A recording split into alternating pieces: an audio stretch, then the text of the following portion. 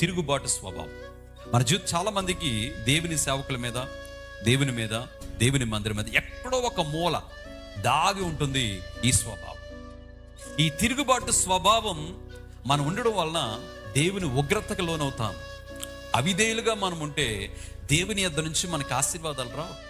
మీరు చూడండి, కోరాహు సంబంధులు తిరుగుబాటు స్వభావాన్ని కలిగి ఉన్నారు.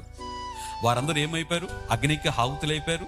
భూమి నెరవేర్చి వారందరినీ మింగివేసింది.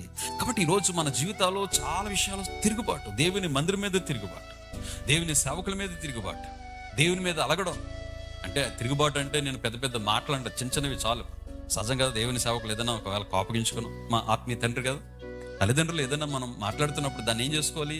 రిసీవ్ చేసుకోవాలి. మాట్లాడింది నా తండ్రిగా.